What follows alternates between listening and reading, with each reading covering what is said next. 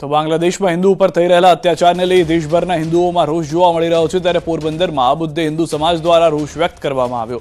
પોરબંદરના સમસ્ત હિન્દુ સમાજ દ્વારા શહેરમાં એક વિશાળ મૌન રેલીનું આયોજન કરવામાં આવ્યું। પોરબંદરના સુદામા ચોકથી લઈને કમલાબાગ સુધી મૌન રેલી યોજી હિન્દુ સમાજ દ્વારા ઘટનાઓને વખોડવામાં આવી હતી। આ વિશાળ મૌન રેલીમાં સાધુ સંતો તથા પોરબંદરના પૂર્વ ધારાસભ્ય તથા પાલિકા પ્રમુખ સહિતના આગેવાનો જોડાયા હતા। આપણા આસ્થાના ઉપાસનાના પ્રતીકો ઉપર જે પ્રહાર થઈ રહ્યો છે, આપણા સાધુ સંતોને જે રીતે હેરાન પરેશાન અત્યાચાર થઈ રહ્યો છે, એની વિરુદ્ધની અંદર સમસ્ત પોરબંદરના સનાતન હિન્દુ ધર્મ પ્રેમી ભાઈઓ બહેનો તમામ આબાલ વૃદ્ધ આજે એક મૌન રીતે કઈ રીતે આક્રોશ રજૂ કરી શકાય એની મૌન આક્રોશ રેલી સુદામા ચોક નીકળી છે। વલસાડ નગરપાલિકા તંત્રની ઘોર બેદરકારી જોવા મળી છે। નગરપાલિકા તંત્રના ડોર ટુ ડોર કચરો ઉઠાવતા ટ્રેક્ટરો કિશોર ચલાવતા હોવાનું સામે આવ્યું છે। લાયસન્સ વિના પાલિકાનું ખખડધડ ટ્રેક્ટર ચલાવતા કિશોરનો વિડીયો વાયરલ થતા ચકચાર મચી ગઈ છે। આ તરફ બનાસકાંઠાથી પણ સમાચાર। બનાસકાંઠામાં પણ 53 કિલો વેજીટેબલ ઘીને લઈને ચરોતર જલારામ એન્ટરપ્રાઇઝમાં દરોડા પાડવામાં આવ્યા છે। હાલમાં બનાસકાંઠા ફૂડ એન્ડ ડ્રગ્સ વિભાગની કાર્યવાહી 89 કિલો ઘીનો જથ્થો સીઝ કરાયો છે। 53 કિલો વેજીટેબલ ફેટનો જથ્થો પણ સીઝ કરાયો છે। ચરોતર ખાતે જલારામ એન્ટરપ્રાઇઝમાં દરોડા અન્ય પેઢીના નામવાળા લેબલનો કરાતા હતો ઉપયોગ।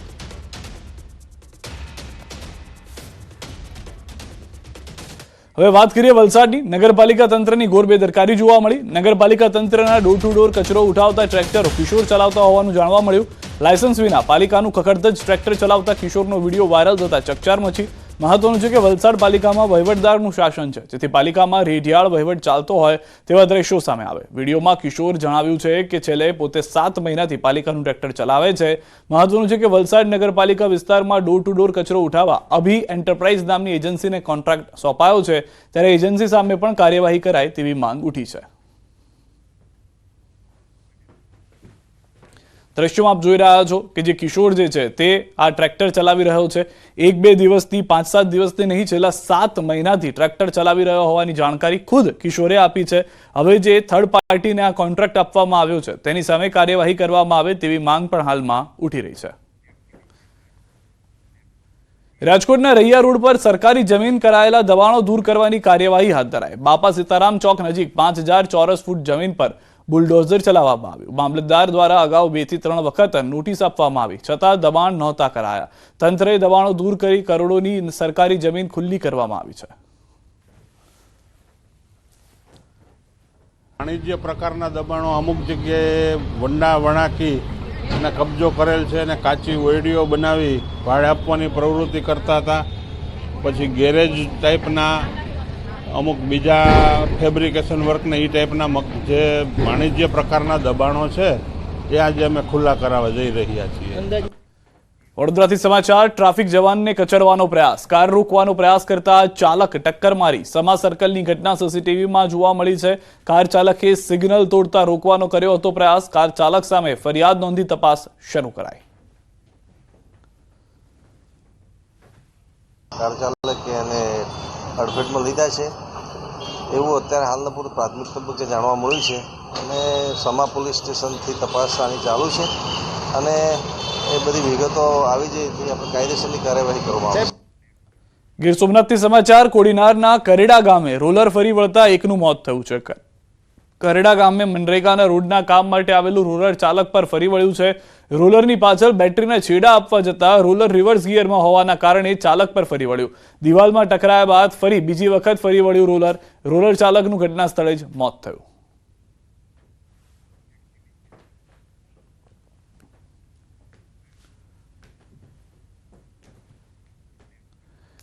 એટીએમ મશીનની કેબિનમાં ઘૂસ્યો સાપ। વલસાડના પારડીના બેંક ઓફ ઇન્ડિયાના એટીએમ કેબિનમાં ઘૂસ્યો સાપ। જીવદયા ગ્રુપના સભ્યોએ સાપનું કર્યું રેસ્ક્યુ। પકડાયેલો સાપ બિનઝેરી પ્રજાતિનો હોવાનું જાણવા મળી રહ્યું છે। તો દ્રશ્યોમાં પણ આપ જોઈ રહ્યા છો, એટીએમની અંદરથી સાપ મળી આવતા પહેલા તો તમામ લોકો ડરી ગયા હતા, પરંતુ ત્યારબાદ જીવદયા પ્રેમીને બોલાવવામાં આવ્યા હતા કે જેઓ સાપનું રેસ્ક્યુ કરી શકે। તેઓએ આવી અને એક ડબ્બાની અંદર સાપને પૂર્યો હતો। રાહતની વાત એ છે કે સાપ પુરાયો અને બિનઝેરી હોવાનું પણ જાણવા મળ્યું। ભાવનગરથી સમાચાર વિદ્યાર્થીની સાથે અડપલાનો મામલો આરોપી શિક્ષક સામે ગામ લોકો રોષે ભરાયા હતા પોલીસે કાર્યવાહી ન કરતા શાળાનો બહિષ્કાર એફઆઈઆરના બદલે માત્ર અરજી લીધા હોવાનો આરોપ લાખણકા શાળાના શિક્ષકે કર્યા હતા અડપલા મોટી સંખ્યામાં લોકો પોલીસ સ્ટેશનમાં ઉમટ્યા શિક્ષકને તાત્કાલિક હટાવવા માંગ કરવામાં આવી છે તો વિદ્યાર્થીની સાથે અડપલાના મામલો વધુ બીચકી રહ્યો છે આરોપી શિક્ષક સામે ગામ લોકો રોષમાં જોવા મળી રહ્યા છે જે કાલે રજૂઆત કરી અગા એમાં અમને યોગ્ય કાંઈ કાર્યવાહી કરી નથી એટલે જે શિક્ષક છે એમની સામે કડક કાર્યવાહી થાય એવી અમારા ગામ લોકોની માહિતી માંગ છે અને જ્યાં લગી એને કાંઈ કાર્યવાહી નહીં થાય ત્યાં સુધી ગામના દરેક વાલીએ એવું નક્કી કર્યું છે કે અમે સ્વેચ્છાએ અમારા નિશાળે અમે નિશાળે મોકલશું નહીં. આના કડકના કડક પગલાં લેવા જોઈએ અને આવી રીતે કોઈ નિશાળમાં આ નિશાળમાં થયો કાલ બીજી નિશાળમાં થાય આવું થવું ન જોઈએ અને અમને ઉપરથી જવાબ નહીં મળે જ્યારે અમે અમારા બાળકને ભણવા નથી મોકલતા. દાહોદ ચાપરવાડ ગામે કુવામાંથી 25 વર્ષીય મહિલાનો મૃતદેહ મળ્યો છે મહિલાના પિયર પક્ષે સાસરિયા સામે હત્યાનો આરોપ લગાવ્યો છે ઘટનાની ગંભીરતાને જોતા મૃતદેહને પેનલ પીએમ માટે દાહોદના ઝાયડસ હોસ્પિટલ ખાતે ખસેડવામાં આવ્યો છે હત્યા કે આત્મહત્યા તે દિશામાં રણધી કપૂર પોલીસે તપાસ હાથ ધરી છે. તો અમે સ્થળ ઉપર પહોંચ્યા અને સ્થળ ઉપર અમને એવા ચિહ્નો બધા દેખાયા કે જેથી કરીને આ છોકરીને કાયદેસર મારીને નાખી દીધેલી હોય એવું અમને જાણવા મળ્યું છે. સવારમાં 6 વાગે ફોન આવ્યો તો બી સરપંચને ડાયરેક્ટ ફોન કર્યો કે છોકરી કૂવામાં પડી ગઈ છે એટલે અમને શંકાસ્પદ લાગે છે કે આ લોકો કંઈક નાખી દીધું કૂવામાં એવું અમને જાણવા લાગે છે. અમરેલીની સાવરકુંડલા કોર્ટના ચુકાદા સામે ફરિયાદીઓ દવા પી આપઘાત કર્યો હતો જે મામલે ફરિયાદ નોંધાઈ સાવરકુંડલા રૂરલ પોલીસ સ્ટેશનમાં 6 લોકોના ત્રાસથી દવા પી આપઘાત કરવા મજબૂર કર્યાનો ગુનો નોંધાયો મૃતકના ભાઈએ નોંધાવેલી ફરિયાદમાં તમામ આરોપીઓએ કેસ પાછો ખેંચી લેવા અને નહીં ખેંચે તો જાનથી મારી નાખવાની ધમકી આપતા હોવાનો પણ ઉલ્લેખ સેશન્સ કોર્ટના ચુકાદો સામે આવતા ફરિયાદીને ચુકાદો મંજૂર ન હોય લાગી આવ્યું અને ઝેરી દવા પી આપઘાત કર્યો હતો જેને બાદ સારવાર દરમિયાન મોત થયું.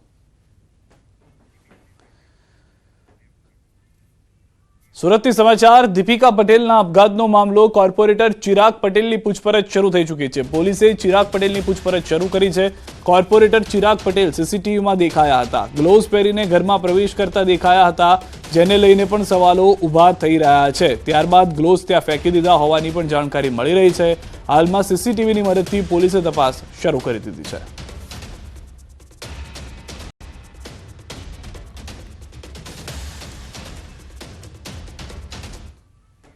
રાજકોટથી સમાચાર ધોરાજીમાં યુવકના મોતનો મામલો યુવકની હત્યા થઈ હોવાનો પરિવારનો આરોપ મોટી સંખ્યામાં ઉમટ્યા લોકોના ટોળા ધોરાજીના ગેલેક્સી ચોકમાં યોજ્યા ધરણા પરિવારે મૃતદેહ સ્વીકારવાથી કર્યો ઇનકાર ધોરાજીમાં ગોઠવાયો ચુસ્ત પોલીસ બંદોબસ્ત. રાજકોટની વાત કરીએ રાજકોટ ધોરાજીની વાત કરીએ ધોરાજી તાલુકા પાસે આવેલ નાની પરબની પાસે સવારે એક અજાણી લાશ મળી હતી તેને લઈને લોકો અત્યારે જે અનુસૂચિત જાતિ છે તે અત્યારે એવું કહી રહ્યા છે કે જે ડેડ બોડી મળી છે તે ડેડ બોડી વિમલ નામના વ્યક્તિની 25 વર્ષની ઉંમર હતી તે ડેડ બોડીનું મર્ડર થયું છે તેવું આક્ષેપ પરિવારજનો કરી રહ્યા છે. આપ સીધા દ્રશ્યો જોઈ શકો છો કે અત્યારે ધોરાજી ખાતે જે પીએમ ખાતે ખસેડવામાં આવ્યું હતું બોડીને અને અત્યારે જે ફોરેન્સિક માટે લઈ જવા માટે એમ્બ્યુલન્સને રોકવામાં આવ્યું હતું. લોકો એવું કહી રહ્યા છે કે અનુસૂચિત જાતિ એવું કહી રહ્યા છે કે તાત્કાલિક ધોરણે આ જો આરોપી છે આરોપીને પકડવામાં આવે પછી જે બોડી છે તે બોડીને સ્વીકારવામાં આવશે તેવું અત્યારે અનુસૂચિત જાતિ લોકો એવું કહી રહ્યા છે. આપ સીધા દ્રશ્યો જોઈ શકો છો અત્યારે ચુસ્ત પોલીસ બંદોબસ્ત ગોઠવવામાં આવ્યો છે ગેલેક્સી ચોકમાં અને